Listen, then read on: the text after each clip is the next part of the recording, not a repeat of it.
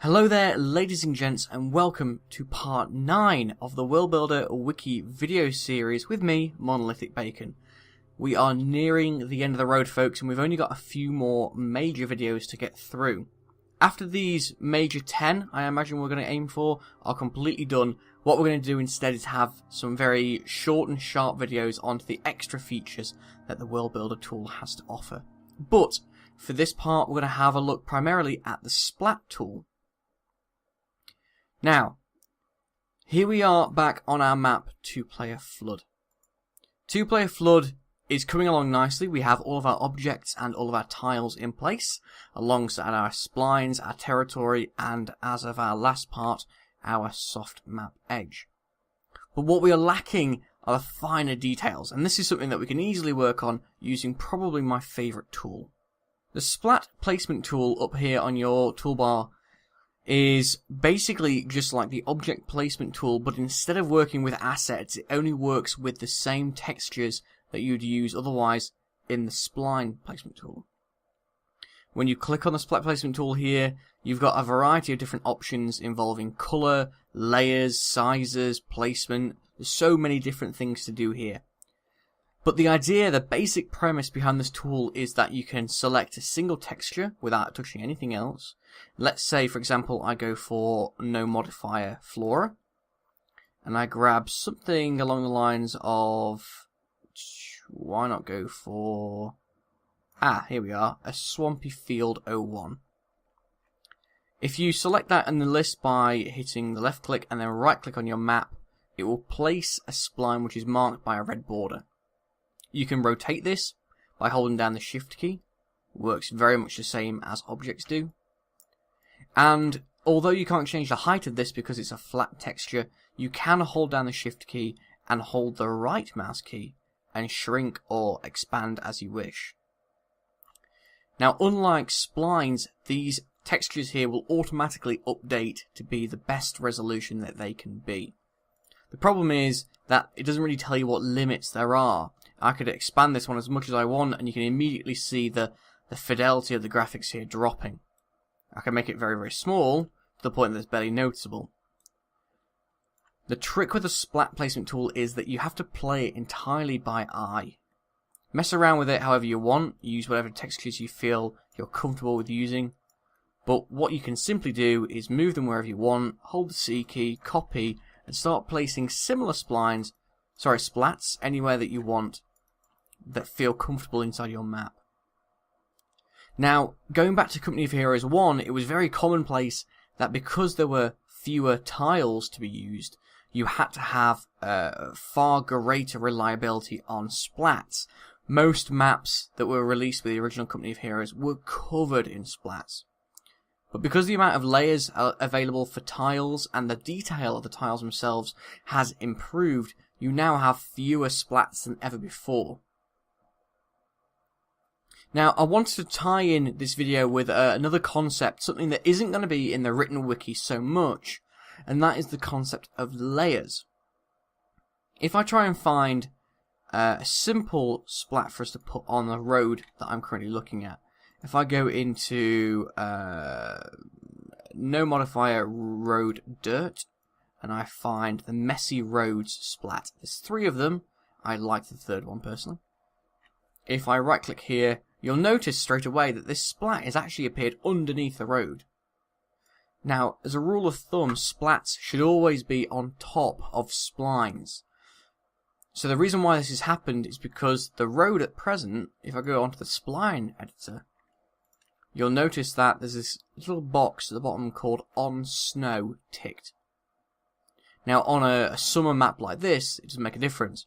But basically what this tick box means is that it is being created not only above the spline layer, it's being created above the splat layer and above the snow texture layer. If I were to have deep snow on my map, this road would appear on the top of that snow. Now, it would make the entire map look ridiculous if I suddenly put snow on it, but the idea is if people stepped onto this roadway here, it would create footprints in it, which is not realistic at all. Even if I created a road that was like a slushy snow and had that on top of the snow, again, it wouldn't look realistic. Roads are usually cleared of snow because it's the fastest area to melt, and it's got the highest traffic. But if I untick the on snow option, the splat appears back on top. Now, if I grab this spline and I move it where I want it to go, let's say I want to move it on this side of the road, I can drop the opacity down and make it blend in a lot more. I can even go and change the colour of it, like so it blends in with the road a little bit more. Let's have a look at how layers work when it comes down to very commonly used textures. If I go into the Rubble folder here, I can go into Rubble Chunky 2, which is one of my favourite textures, nice and deep and detailed, and underneath it we've got Rubble Chunky Roof. These are both currently on the exact same layer, apart from the roof is one above and the stone is one below, but they are both under snow, because I didn't have the on snow button ticked when I placed them. If I want to move the bottom rubble on top, I can hit page up, and it will move onto the top of it. Page down, and it will go underneath it. If I have a third texture, however, like say these planks, hit the optimum size, blend them in, I want these planks to appear underneath the roof, but above the rocks. So the best thing I can do is click the rocks first, hit Control and page down, and that will place that texture at the very bottom of all splats on the map. And this roof one, I can hit Control, page up, and it will appear above all the textures on the map. And that way you can order which direction you want them to go.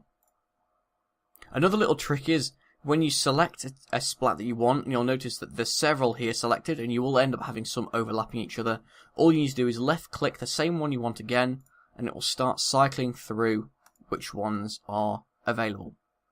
Once you get around through the entire cycle, left clicking once more will select them all.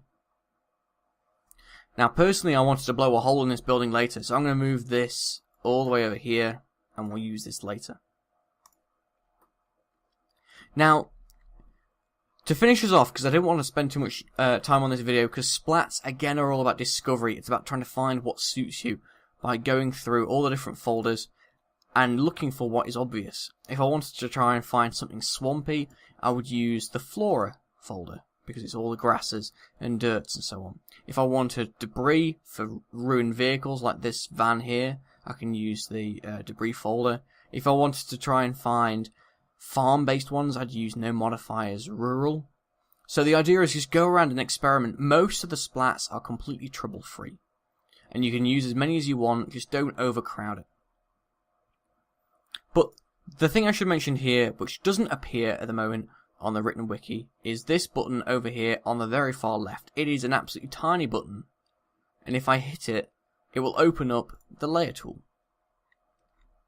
Now the layer tool, basically all you need to do is add a layer, and you can select any splats, splines, or objects. If I select these, no, let's go into the spline editor, because this would be a better example. If I select the spline here, which is our dotted line, I can add selection to layer.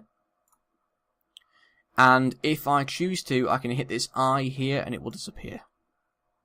I can lock in as many things as I want onto these layers, but unfortunately the tool is quite temperamental. I've had some layers which haven't saved whenever I've saved, closed and reopened the map. So it has limited uses. But you can lock these layers so that nothing can be changed, you can't adapt them, and if I try and grab this spline now, it technically doesn't exist because it's locked, whereas the other ones do. But you can also use it to have very similar splines, like all of these dotted lines. I could have all of those added to this layer. I could choose to make them all invisible at the same time, and therefore I could work on the map without them being there. I can make them reappear again if I need them for design purposes, but if I wanted to work on just the art alone, I could make them disappear, because eventually they'll be removed from the map anyway. But it's just to try and help you along in keeping everything organised. Okay, if we go back to the Splat Tool, I want to go over the remainder of the options available to you, and then we'll wrap this up. You'll notice straight away here that you've got loads of options, some of them quite similar to the Spline Placement Tool. But in particular, you've got random rotation, which is just in general. You've got random mirror X and random mirror Y. And essentially, if you have all three of those ticked, and as a rule, whenever I'm placing any splats, I will do exactly that. I'll make sure all of them are selected, because it randomizes it every single time. If I try and find something nice and simple, like say, leaves color, why not? And I go near a tree, every single time that I click this and right click, it will have a completely different rotation, it will have a completely different mirroring, and every single one of them that I place will be very, very different. This is a nice and simple method to try and ensure that your maps appear very random and that you don't use the same appearances of textures twice. It blends everything in really neatly. The default options here, I honestly never use. Because if you have a look at, say, the rotation, I've got it randomized anyway. And the scale, well, simply if I place a splat like this, I can left click it and hit optimum size anyway. So the scale doesn't really make much of a difference. A lot of different splats will appear at different sizes anyway. Some of them are naturally bigger and some of them are naturally small. You're always better off hitting optimum size first, and then if you really want to change the size of it up or down, again, just hold the shift key, hold your right click on the mouse, and just move it back and forth. Besides that, the colour is always something that you should consider using. If you want to try and change the colour of something, you can always make it blend into your maps a little bit better. And again, the opacity we've seen plenty of times before. You can make things blend in.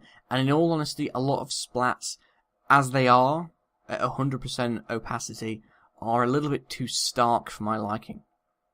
A really simple example of this is if you grab the stone natural and you go down to a very commonly used texture, which is called shale rock splat. If I find a nice open patch. If I place this here, it is one of the most stark and blatant textures out there. It is, in all honesty, ugly. If I move it towards some rocks, for example, it just stands out. Whereas if I use a very light tan texture and then drop the opacity, it blends in really, really neatly as little roadside outcroppings of rock. Really simple little thing, and it makes a big difference. You don't want your map to be as vibrant and blinding as you can be. You want it to be subtle. You don't want to over-egg and overuse the textures that you've got. Anyway, we're going to leave this video here for now. And what I'm going to do is try and wrap up the series in part 10 with the very final touches.